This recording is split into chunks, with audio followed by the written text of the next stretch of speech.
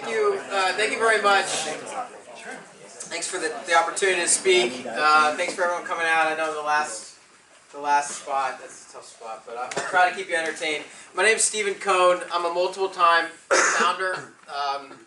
My partner here is Mark Bathy. He's also a founder himself. Both Mark and I had successes as founders. So my first company, I had a good exit. My second company, actually, it was an exit, but it wasn't a good outcome. It realistically was a failure from an investor perspective. But as a competitive person, I kind of spent a lot of time reflecting on what drove this false positive that I thought I was so sure I was going to have success with my second company. And that kind of really what inspired ProdThink. And so the concept with ProdThink is, as a product person, as a person who spends a lot of time in product and trying to bring products to market and constantly innovate and wow your customers, anyone who's been in this position knows that you get a lot of false positives from time to time. You've been in client meetings, clients say, oh, I need this. You have like a great spec, it's a really great spec, everyone nods a lot of head, seems great, we go ahead and we build it, we put it through the engineering cycle, we release it, we measure it, no one's using it. What happened? You say you were going to use it. Oh, well, you're not using it now. And so these false positives happen all the time, not just to entrepreneurs, but to big companies. And this is what's really driven me and what we do with ProdThink. So the problem we're facing, when I dug into the problem, when you try to understand why this happens, is because the process of validating and testing a feature before you build it is very manual and time-consuming. Okay? First of all, you can't ask a customer. Steve Jobs has a great quote, customers don't know what they want. That's the truth. They don't know what they want. They know what the problems are. They know what they don't like. But you can't ask a customer, what do you want? And get a good answer. So what can you do as a product person? The only thing you can really do is put something in front of them, have them try it, and tell you what they, and see what they do. So you don't trust what a customer says, trust what they do. You test what they can actually do. And there's actually great techniques in product management that help you actually do this. The problem is that these techniques are very manual, time-consuming, and expensive to implement. So you can build great prototypes. There's great prototyping tools. And you can put those prototypes in front of customers. But once you put those prototypes in front of customers, you got to find them. You got to find them, you got to keep bringing them in, you keep trying them, you got to keep testing them, and you got to measure what those customers actually do. And you got to put all that information in a place where you can actually, as a team, access that information, understand it, and start to see patterns as you iterate on that feature. Okay? And the problem is it's so manual and expensive and time-consuming to do it that it doesn't get done. So what happens? It happens exactly what we said before. I spoke to 2 customers. They said that they like this. Let's go ahead and build it, and we're going to optimize once it's released. So you optimize once it's released, and what does that mean? What that means is you do a lot of engineering rework. You do a lot of wasted engineering effort. Or that's best case scenario. Worst case scenario is you leave it in the product not working, and it clutters up your product. So there's a lot of features in the product that all made sense when you were thinking about it. They all made sense when you had a spec. You had a customer that said, I wanted that, or multiple customers that they wanted, but it's just no one's using it. So this is what we do. ProdThink is built to automate the process of testing a feature before you build it. All the steps that you need to do to take a concept and that you've turned into a set of designs or wireframes, create a prototype, recruit customers to test that prototype, asynchronously or as quickly as possible, as efficiently as possible. Record their on-screen interactions so you can actually see what they do. Not what they say they're going to do, but see what they do. So the problem with asking a customer what they want to do is there's no trade-off. There's no skin in the game. Do you want this feature? Yeah, I want that feature. It sounds great. At the end of the day, we all have only a set number of hours in our day. We've already filled those hours, so I got to pull from this to do this. And the only way you're going to know that is if you put it in front of them and you see them react to this new page that has that feature in it. It's the existing page you have, but it has that feature in it. And I want you to try that, and I want to see what you do. And you never clicked on that. I tested 150 people. 10% of the people actually clicked on that, and only 5% of that 10% actually completed that funnel. Important to know before you build that. And so that's what we want to do with ProdThink. So let me show you a quick video. All make sense? Pretty simple. Let's see if Vimeo works for me. Product managers are wasting too much time on manual tasks to test, improve, and discover new features. Shouldn't there be a way to simplify this stuff? Well, now there is. ProdThink is the faster, easier way for product teams to iterate on features and centralize user feedback. ProdThink lets you recruit users to try out new features with automated in-product messages and automatically records their on-screen interactions with live sites, clickable designs, or wireframes, so you can play back the user's experience when it's convenient for you. Ask survey questions and use ProdThink's powerful analysis tools to focus on the most valuable features and reduce inbound requests by enabling stakeholders to vote for key features or suggest others. Successful product teams use ProdThink to quickly and painlessly move from idea to sprint. You should too.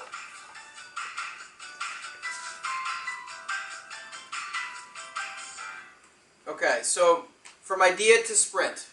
We're not a development tool like Jira or Rally or Pivotal Tracker or Sprintly that's been coming up more and more. Those are all great tools. Very crowded space, very advanced space. We integrate with those tools. We want to play nicely with those tools. Those are for developers. What a developer needs to do their job is different than what a product team needs to do their job. What a design team needs to do their job. But product managers actually spend a lot of time in their development tool because that's where their backlog is. It's either in Jira, Rally, or it's in a spreadsheet. And so what we do is we give them an easy way to, basically a sandbox for them to play with and say, okay, these are the features that as a product team are high up on our roadmap and bubbled up. They make strategic sense. They fit with the goals and objectives for the year. They've been requested, maybe on our fan, our forum, and so these are some ideas that we have. So I'm gonna walk you through basically in a demo how you can test this. Very, very simple. Staples has an easy button. We have a get feedback button. Real simple. You get feedback. You determine what you have. You can get feedback on a wireframe or a prototype if you have it. A live web page if you want to test a live web page. Could be in your sandbox environment or production. Or if you just want to ask survey questions. Select the feature. Select the survey type.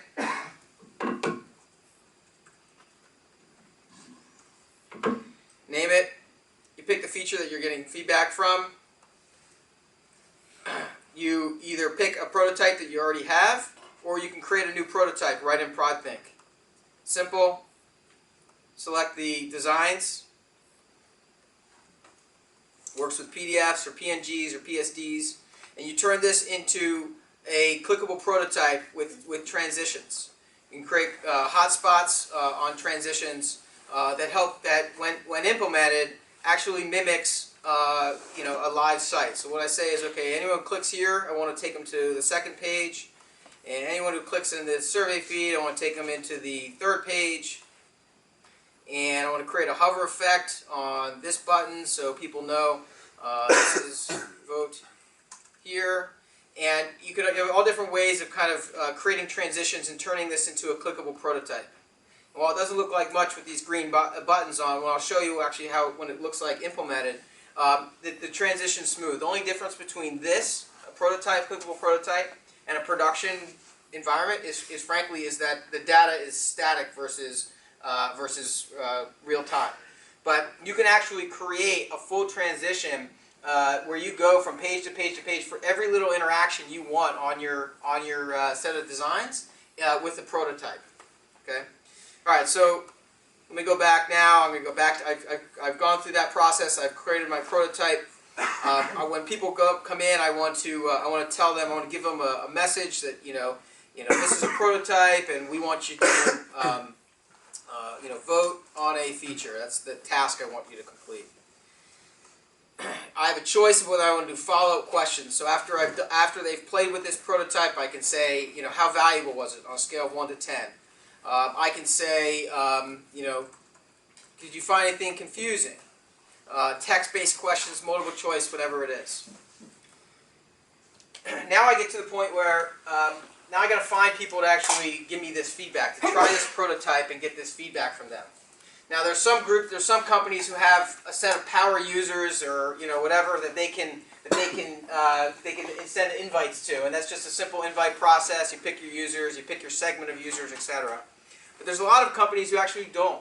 I heard this over and over and over again from in my early beta customers or my early alpha customers. They said, well, this is cool. I don't know anyone to actually try a prototype. So we give you a little recruit widget, as you see in the video, and all you have to do, if you deploy this little piece of JavaScript one time into your global header, right from your product, the product manager, right from the dashboard, can say, anyone who comes to a specific URL in my product, you can name the URL whatever it is a good prospect to try this prototype. So I want to serve a little message to them. This is the message, and this is the number of recruits. Okay? And here's an example of what happens. So this is a page in our site. We get a call to action to try a new feature.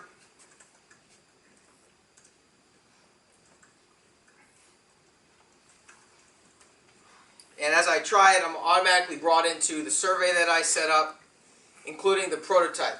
And as I click around this prototype, I have the hover effects that I have. I have clickable transitions. I can try different things. And everything I'm doing is being recorded. I'm going to show you the playback in a second. The end user doesn't have to download anything. They don't have to sign up for anything. There's no plugins. Everything is being recorded within this tab. So if they tab away to their email, we don't see their email. Just within this tab, the HTML changes within their tab is being recorded. All the feedback is rolled up not only by survey, but it's also rolled up by feature. And why this is valuable is because each feature has different iterations. You have different designs. You have different constituencies that you're testing on. And as you do that, you want to keep it organized in one place. And so we keep it organized in one place. You have the ratings and reviews that you can dig into. I won't because of time. But we also have the recorded sessions, which I'm going to show you. I'm going to show you the output of the recorded sessions. The next thing we're going to do is we're going to actually produce funnel metrics too. So the same funnel metrics you have set up in Google Analytics or Mixpanel or whatever measurement tool you have, we're going to be able to do that for pre-built features. And so you'll see, I tested this on 100 customers, and only 20% of the people actually entered this funnel B, and 5% of them completed it. Okay, we really need to build funnel B. Like, if we're going to build it, we got to figure out why people aren't even starting, right? So funnels and types of reports and type of analytics. So I'm just doing the playback here. You can see my on-screen interactions, all the things that I do, where I click, what I do. It's all being recorded for playback. So obviously there's a whole bunch of bells and whistles, but I got like 3 minutes left, so let me stop. Go ahead. What's the cost? So there's a freemium model. So it's unlimited number of products, unlimited number of users, of teammates, features, etc. You can test on your own teammates for free. The only time there's a charge is when you test on customers. And so when you test on customers, there's a $5 per completed test.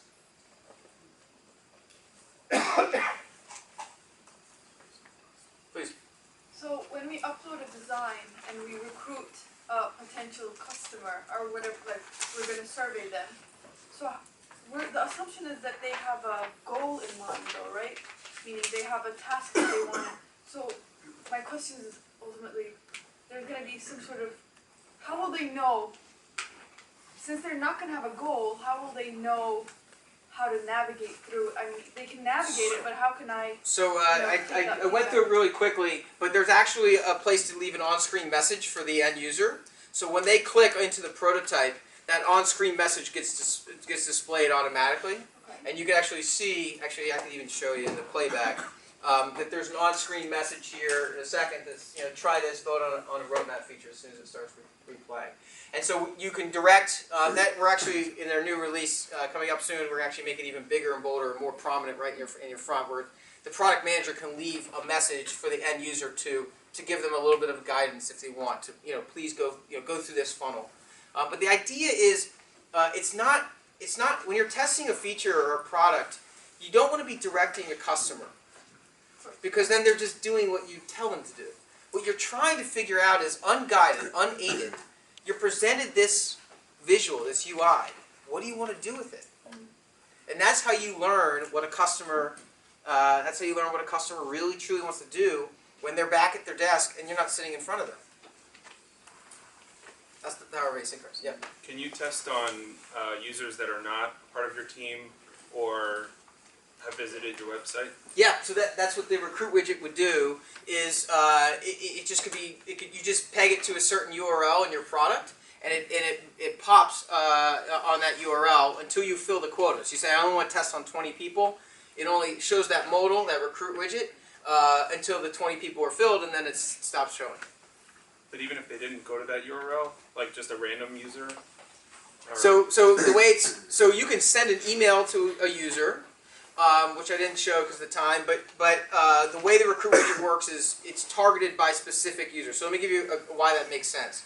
I was talking to a customer. They said they were trying to test the next generation of our mailbox app. It's like a mailbox page within a big app.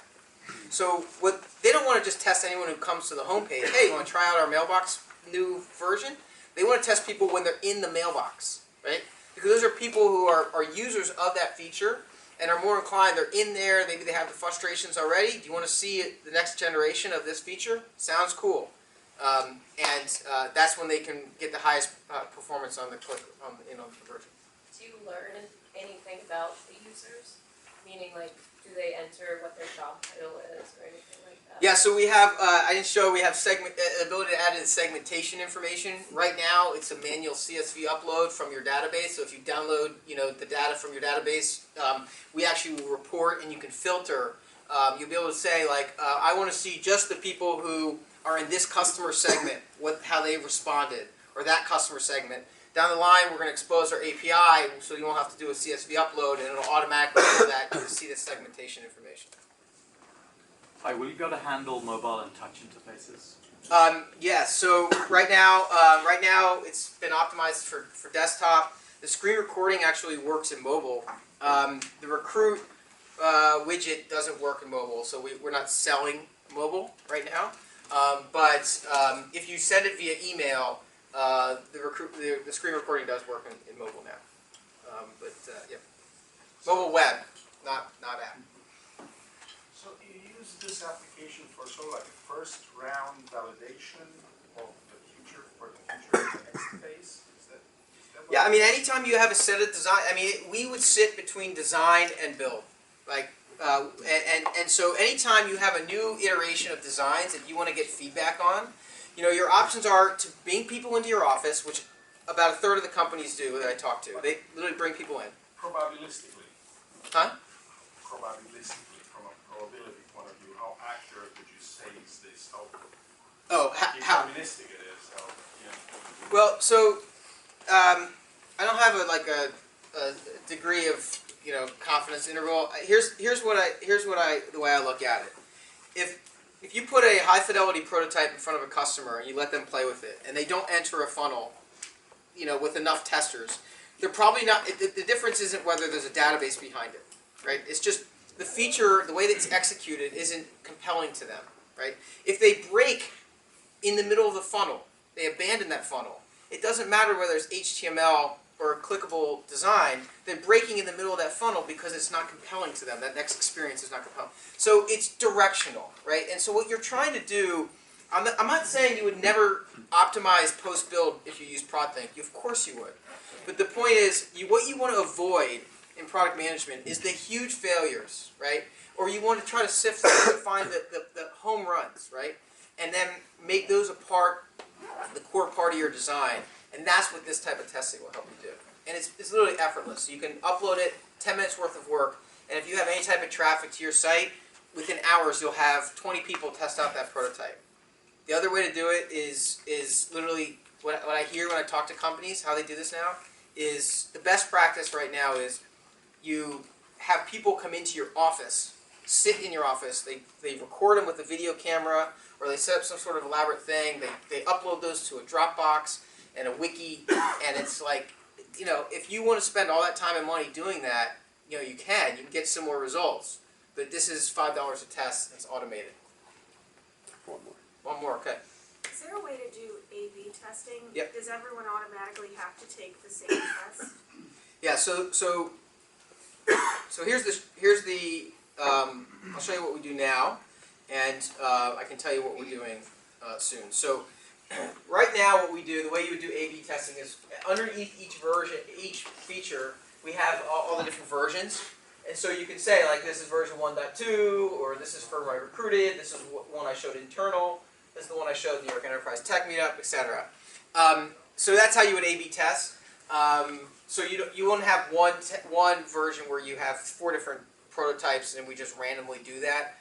We can build that in, but it's just not in the product right now. Thank you.